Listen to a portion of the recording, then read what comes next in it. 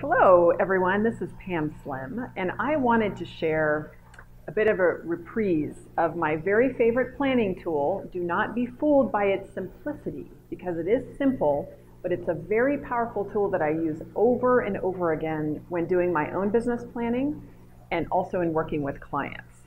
So we happen to be at the end of the year, which is a great time to be thinking ahead and asking yourself, what is that body of work that you want to create in 2015? What do you want to create? What do you want to affect? What do you want to impact?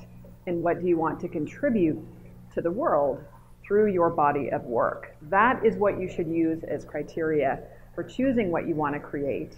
And then my good friend Charlie Gilkey always recommends choosing no more than 3 strategic priorities that you can focus on throughout the year.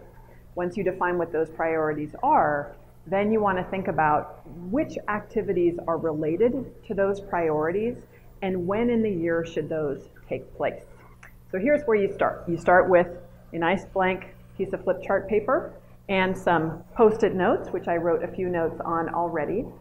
And what you do is just to take a pen and draw a line down the middle and across, and you create 1 quarter per square. So the first one would be Q1, which would be the January through March.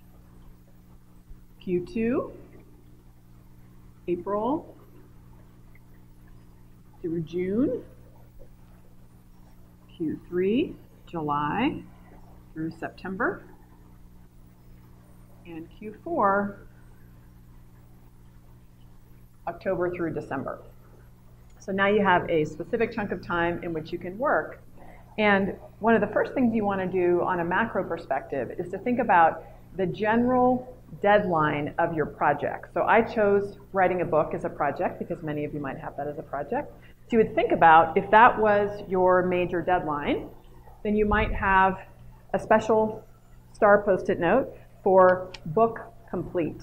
And that's what I would put. Let's say it's realistic if you're starting beginning of the year. Maybe you'd finish writing your book somewhere here. So we'd say book done. Okay, so if that's the case and the book is going to be done sometime in the 3rd quarter, then where do you start? Generally, you want to define the big idea, right? What's the big idea of the book? That's the first thing that you want to do, which would be a major milestone you'd have in the 1st quarter. Then maybe you would write the table of contents. Okay, maybe also do that in the 1st quarter. Then you might want to start spreading out the writing itself. Write chapters 1 through 3 in the 2nd quarter. Maybe 4 through 6 in the 3rd quarter. And you can begin to see that you have these general milestones that you start to spread out.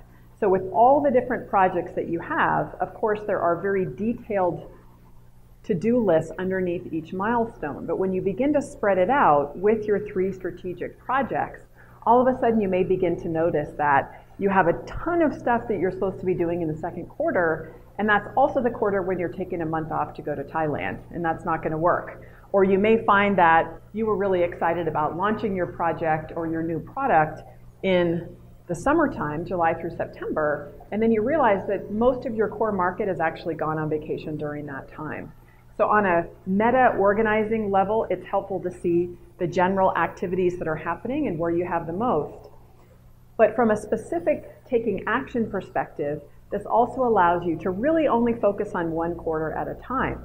We can look at the major milestones that we have for all our projects, so we can spread things out.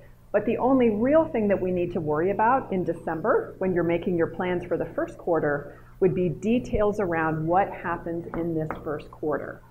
You may think, I remember when I was writing my book and I first got my contract and I had a call with my publisher, Adrian Zackheim at Portfolio, who's a very distinguished editor, very well known, and so of course I was trembling in my boots. And I said, what about the marketing plan and the book launching, and should I contact bloggers? And I just had so many questions in my head about what I should do. And he said, Pam, my best piece of advice, write the damn book. And it just calmed me right down, and I realized in my immediate future, so for you, that will be looking at that 1st quarter, focus on the activities in detail that you need to get done first. Then you can put some general notes like, oh yeah, market the book, which we know is a huge project that involves many details, but you don't have to worry about it until you get to that later quarter. So this is a very powerful tool for initially getting all your thoughts out, noticing the quarters of the year where you might have a lot of different activities, which can lead you to maybe reassess your priorities to make sure you can get it all done. And then on a quarterly basis, once you get through one quarter and see where you are, you're going to go through this process again. Reassess what it is that you want to get done for the year, focus on detailed planning, one quarter at a time, and you'll be amazed at what gets done. So best of luck to you. I hope this helps, and I'm really excited to see what you create for your body of work in 2015.